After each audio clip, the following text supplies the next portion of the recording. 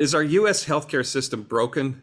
It's complicated, it's expensive, and some say it's even headed towards implosion. So this healthcare system for Americans is something, insurance that they don't feel they can afford for the actual healthcare they can't afford. This is a difficult situation we're facing, and we need to figure out how to keep costs down while insurance companies may be actually discouraging care, which has people abandon any kind of chance of saying, well, wait a minute, maybe I don't need that care, and they may miss out on that. So our present healthcare system is unsustainable, and what can we do about it? Let's hear from my experts and see what they have to say. Now, first we have Jim Holder. He's a partner with Holmes Murphy, and they actually reduce costs on healthcare for companies. Also, we have Dr. Marianne Fazen. She's president and CEO of Texas Business Group on Health. And we also have Mr. Todd Furniss. He's the author of the 60% Solution, Rethinking Healthcare in the US. In a recent Newsweek headline, it said, how bad is the US healthcare system? Among high-income nations, it's the worst, this study says. So do we really have the highest cost, lowest quality healthcare system? Todd, what are your thoughts? Well, I think you have to break it up into two parts. First of all, we have I would assert we have a very high quality care capability. We have a very bad cost of capability or price. So if you take a look at the issues we have as a census, life expectancy is lower than it would be in other developed nations. It's 77 years versus 83 in other nations. We have chronic disease problems, which are problematic, which are running about 24.6% versus 18% elsewhere. And then we have a monstrous obesity problem, which I think is the single greatest threat to our nation's health, far outreaching any other, which is about 40% of adults. So those are the problems. But to say that we don't have good care, I think is a misstatement and an overcharacterization. We have over 1 million medical tourists every year. Canada's system, which is rated higher, as you know, we have 100,000 people from Canada coming into the United States every year for service. And I can go on with a list of accolades for, research and development and medicines and facilities and equipment. Quite honestly, the U.S. has had just so much more money to invest into healthcare that we are the envy of virtually every other country in the world. Marianne, what about from your perspective? Now, this Newsweek article saying we have the worst healthcare system. What's your the worst healthcare? What do you believe it is? Well, I would say emphatically no. I disagree completely with that. We do not have the worst healthcare system. We have some of the best medical care in the world. We have the greatest medical advancements. We have very high quality health care most of the time. What we have is broken about it is the affordability and the access. And I think was already mentioned about the high cost of healthcare. That's the number one driver of the brokenness in the healthcare system. And that absolutely impacts the quality, but we have the capability of delivering wonderful healthcare. And again, as long as it's affordable, which it is not, and as well as it is easily accessible, which it is not. Yeah, and to that point, Jim, when Marianne said this, Todd said this, it's pretty well known. We have a great healthcare system, yet it's still health insurance that people can't afford for the healthcare they seemingly can't afford. So what are your perspectives on that? You need to start that health insurance is a financing mechanism. It doesn't guarantee you healthcare at all. Sadly, the last 2 decades, employers have solved for the affordability of health insurance for their employees by cost shifting enormous burdens in the form of higher deductibles and higher out-of-pockets to their employees. So at the end of the day, we've created a system where we have a lot of people walking around with a health insurance ID card in their wallet, but they are unable to afford the care. Federal Reserve tells us that most people can afford a $400 unplanned event, and the average deductible is $1,600. So at the end of the day, what we need to do is create affordability. And we see people skipping needed care because they just can't afford it. So I think we have a financing mechanism, we have a great healthcare system, but to a lot of Americans, Vince, it's just simply out of reach for them to have access to great healthcare because they can't afford it. Now, Todd, writing the 60% Solution, did a lot of research. How did we get in this situation with health insurance, and how did it get so complicated? Well, it started in 1943, actually, when FDR correctly pointed out that we were going to have a labor shortage because of the Second World War. And he was right. And he said, I'm not going to let anybody compete on wages. So I'm going to freeze wages, but I'm going to allow you to provide benefits as a function of compensation. But I'm going to allow you to write that off as a business expense, but I'm not going to tax the recipient on the receipt of those benefits as compensation. So it basically created this aberration in tax policy. And that was, again, recodified in 1954. But as a result of this, the U.S. Treasury loses about $500 billion annually. And so we have this increasing number of people who want to get benefits through their companies, not including Medicaid and not including Medicare. And that's why I wrote the book, The 60% Solution. That's why I called it that, was because roughly 20% of Americans are on Medicaid, and another 20% are on Medicare, and everybody else is in the middle. Marianne, from a corporate perspective, what trends are you seeing us experiencing right now? Well, it helps to put healthcare in perspective as far as the coverage goes. Most 54% of Americans are covered by employer-sponsored health insurance, and that would be 62% of the adult workforce, which would be age 19 to 64. So most of the healthcare coverage is not coming from the government. That's only about 33%, but is coming through the employers. And healthcare is a $4 trillion industry right now, with Texas being one of the highest costs. In fact, a couple of years ago, it was rated by Johns Hopkins Research Group that it is the most expensive place to get healthcare. So, but nationwide, the cost that the share of what that employees pay for healthcare is about $8,000 right now for single coverage out of their pocket. And that's for premiums, co-pays, deductibles, and everything else that they're paying out of pocket. And if they have a family coverage, they're paying about $28,000 a year out of their own pocket to cover that. Now, that's only about 20% of what the employers are paying. The other part is completely covered by the employers who are sponsoring the insurance company. So, or the insurance coverage. So, the healthcare insurance side of it, and the healthcare coverage that employers are paying, is the third highest cost for employers. Payroll, obviously, is going to be the highest, and facility cost, but health insurance is the third highest. It's a major issue. Employers are stuck trying to, well, they're carrying the most of the cost of it, but they're trying to keep it affordable for their employees, which is what Jim was saying. They delay care, they avoid care, they can't afford the prescriptions, they don't get the meds, their conditions get worse. And so that's the broken piece of the healthcare system, in my opinion. It's this problem with the affordability and the access. Well, Jim, you must be listening intently, because you're hearing from the corporate perspective, and you're the person to come in and kind of try and fix this. So you've got the employer's perspective, the employee's perspective. What pushback is occurring from your side of things? Well, I think that there's not a lot of pushback other than how do we solve the affordability, whether it's a business, whether it's an employee, whether it's government. It's like Marianne said, it's the number 2 or 3 highest expense that people face. And if you look at our federal government, it's a huge, massive liability. So as we step back, we've created a financing mechanism through our health insurance, through the Affordable Health Care Act, but we need to blend how you finance care with how you receive care. And you need to do that in a way that takes the individual into it. And at our firm, we always really focus on, there's 3 enemies. The enemy is disease. So are you working on a disease battle plan within a population? I think Todd mentioned that obesity is our number 1 concern, and it's fueling diabetes, and it's fueling a massive consumption of healthcare service. The other second enemy is complexity. I mean, even people that are astutely aware of how to access the system, it's enormously complex. So the complexity in the system.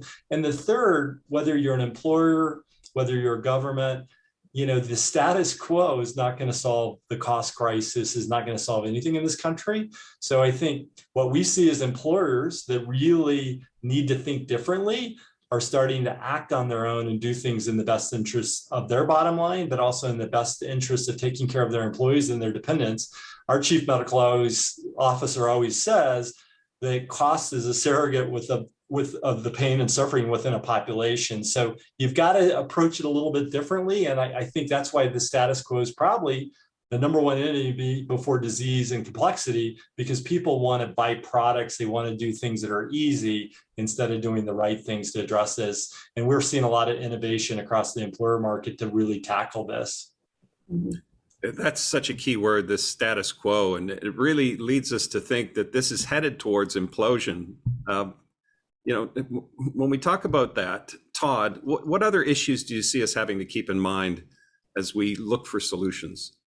Well, I think the biggest concern I have is the amount of the percentage of our population which is either unserved or underserved. And I fear that that's growing for a whole bunch of bad reasons. And we've got to figure out how to solve that. And I like to say that it's going to take a tapestry of business models to solve that problem, which includes public-private partnerships and private insurance and government pay. One solution isn't going to fit all, and we need to solve the problem differently. But I think that the reason that I kind of wrote my book in the way that I did was asserting that the best way to get there is increase consumerism, because that'll drive price down for everybody. The more cash payments we could do, then the better we would be off as an industry and as a country. And to the extent that you can further that by using your HSA or your health savings account or your flexible savings account dollars, which are tax protected, that's all the better. And that all that would do is drive prices down for everybody. Right now, the insurance price that's theoretically negotiated is oftentimes as much as 7 or more times more expensive than the cash price. Okay, Marianne, you must be sitting there seeing what's going on. The benefits are seemingly reducing, deductibles are going higher, and corporations are being forced with a decision. Where are we going to pass these costs on to? And that's maybe to the employees. What's the tipping point? What's going to create change that we're all seemingly understanding needs to happen? But what's that tipping point, do you see? Well, I think the tipping point has already been reached for many people, as we were saying, that they avoid healthcare if they can because they can't afford it. They don't have the $400 in their account to pay for an emergency or something. But I think that when we try to fix something broken, I think if we're just pushing on the cost of healthcare, we're just kind of pushing the balloon, and it's going to pop out on the other side. There's just actual structural changes that are needed. A couple of things. One would be our fee-for-service payment system. That is, I think, is the biggest driver of cost increases, because the way it's set up is hospitals and physicians are incentivized to do more, whether it's the right care or the wrong care or duplicate care and everything else, and they're paid on the basis of how many services they're doing. So there are a few models that we're struggling with or trying to put in place, which would be called the value-based benefits model, where physicians and hospitals get paid for their performance. And that's a complicated arrangement to try to change a traditional system that we have. The second part of it is the third-party payment system. That's the insurance company standing there as the middleman between the patient, the employer who's paying the bill over here, and the providers, the hospitals, systems, and the physicians, and shielding the patients from any, if they have good insurance, shielding them from the true cost of care. And then the pricing, of course, is so hidden and so complicated between what the insurance companies are contracting with the providers on behalf of the patients and the employers who are paying. They wield enormous control over which hospitals are in network or out of network, which doctors are in and out, and so on, making the system so convoluted and so complex that and the pricing so beneficial to the hospitals, physician groups, and the health plans, which have the highest rate of inflation of any of the other healthcare system services this past year. So if we get to the structure of our healthcare system, that might solve some problems. But the way it is today, it's going to be an uphill battle. Well, yes, that's why we're talking about this. This uphill battle is frustrating, and also there's some controversial elements. And Todd, I'd like you to jump in here about what controversial elements could be changed and who could advocate for that change, do you think? Well, I think the here's a one statistic that if it could drive the entire conversation for another week, we'd be, I think, all benefited. And that is between 1975 and 2010, the number of doctors increased by 150%. The number of administrators increased by 3,200%. Okay, so that's cost to the system. So when Marianne referred to the administrative costs and how that's gone up and it reflects over 25% of your bill, that's actually a low estimate in my view. Now it's about one doctor for every 10 administrators. So we've got to get back, that's why I say we've got to get back to cash payments. This is the same thing that Jim referred to, where we have, and Marianne referred to, we have an intermediary paying the bill. So essentially what we're doing is we're paying somebody to pay for our healthcare. And that doesn't make any walking around sense, as we say here in Texas. Yeah. It's so frustrating to really fully understand this. And at the same time, understand that some things are working well. It's really a glass half empty that we're talking about. So Marianne, let's jump over to you and say, what is working well? What's the glass half full perspective? Well, I think because the employers are just cover such a large proportion of the population, and the government is the big gorilla and can do a whole lot more because they have huge volume and lots of people that they're covering. They also include what's not included in that employer coverage, all the Medicare and Medicaid and all of the other ones. Some of the things that are working, as I mentioned it earlier, would be the value-based insurance coverage, where the hospitals and physician groups are actually paid when they do well and they avoid the waste duplications. And when the information is interconnected and readily available instead of housed in all kinds of different places, one in the physician's office, one over there at the hospital, they have that. The employer has their information. So it's we have the technology to do those things, to connect e-health and digital health, but it's not applied very often, and it's getting there slowly. I think that if we can have good metrics to measure proper performance, which ought to focus on outcomes, not so much on do they, give them enough all the medicines or whatever, but it's really what happens to the patient. Do they get the right medicine? Do they get the right treatment? Were any sponges left in the patient after surgery? That would be a patient safety issue. And then the transparency, I think, is the most important thing. And thank God that the federal government has gotten in on that act and has, as price transparency has already mandated that hospitals and insurance companies show their prices that they're negotiating, what the prices of different hospital services are. Hospitals aren't complying very well yet, but they're going to have to, or the penalty is going to be much more severe than $100 a day. Jim, I can see you nodding, and you spend every waking moment of your life trying to decrease costs. So let's talk about those costs and what do we do to fix these costs and impacting the system as well? How do we make sure these costs get reduced and improve our system? Well, I think James Carville, when he helped President Clinton get elected, he said it's the economy, stupid, and you certainly hit the nail on the head. It's about cost. So I think there's three things driving costs. Number one, the federal government. 10,000 people turn 65 a day. So we have a discrimination between what private employers pay for the same service as the federal government through Medicare. Medicaid reimburses lower. So we got to fix our payer mix on how we reimburse our providers. So I think that's first and foremost. Second is we're running into a challenge on the supply side.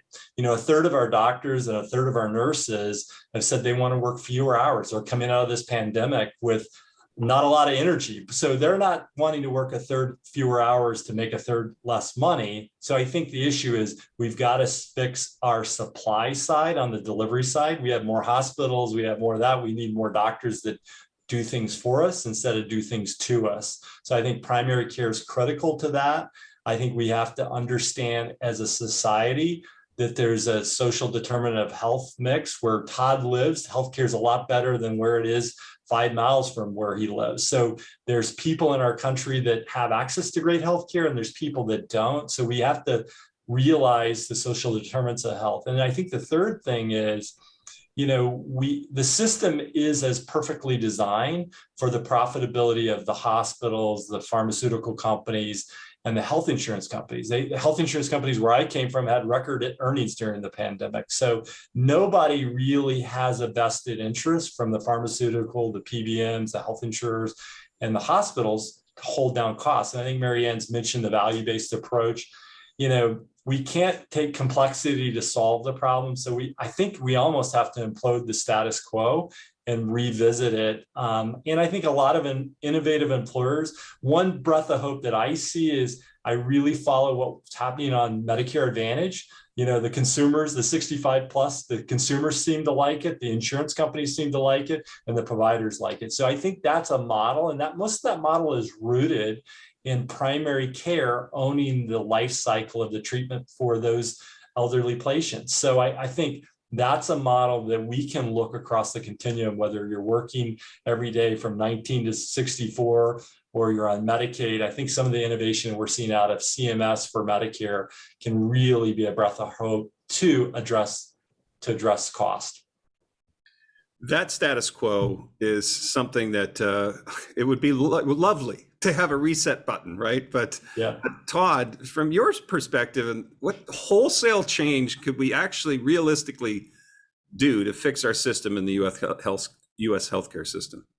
Well, I have a friend of mine who's developed a database, for example, of 16,000 facilities that handle routine care on a cash price basis.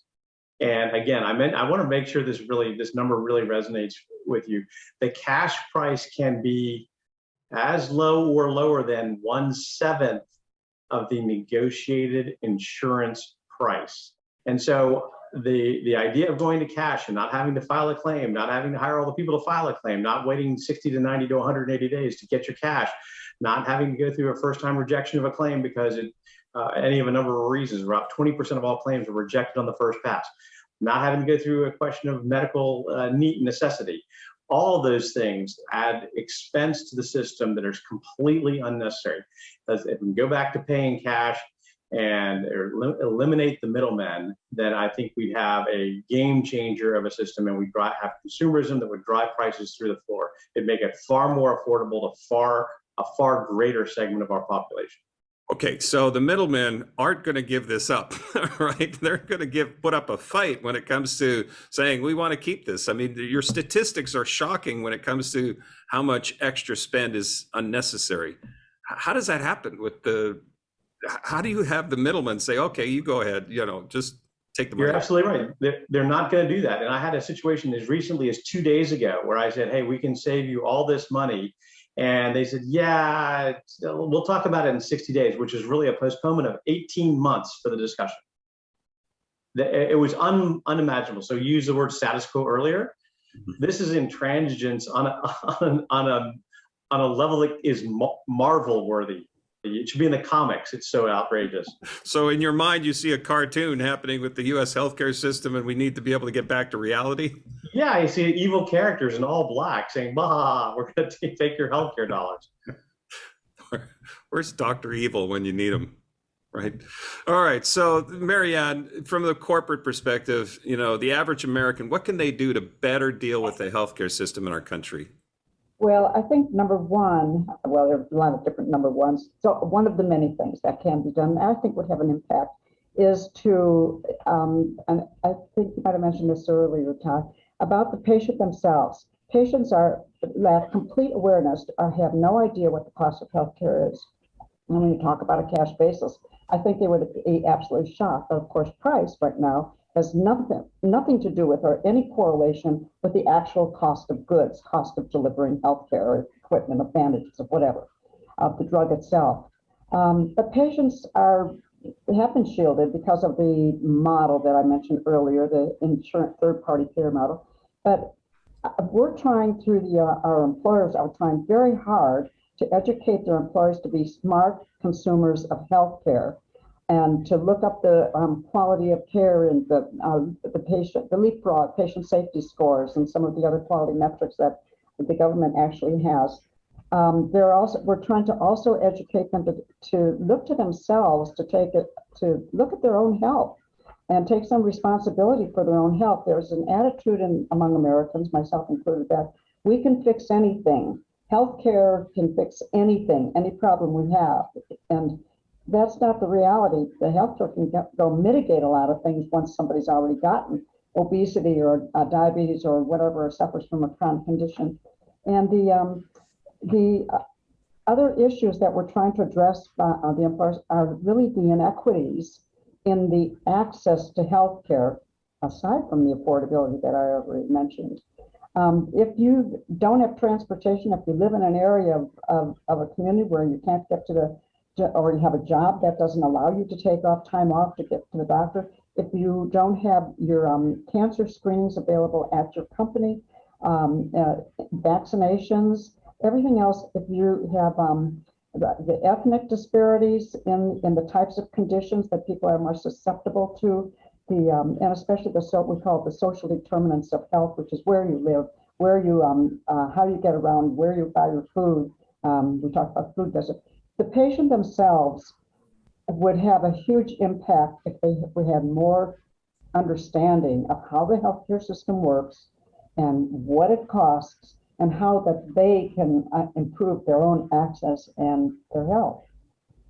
Well, if I could summarize, it's everybody watching, we're all part of the solution, or can be. I mean, in terms of being proactive, also being proactive on the corporate side of things, looking at administrative costs that could be measured.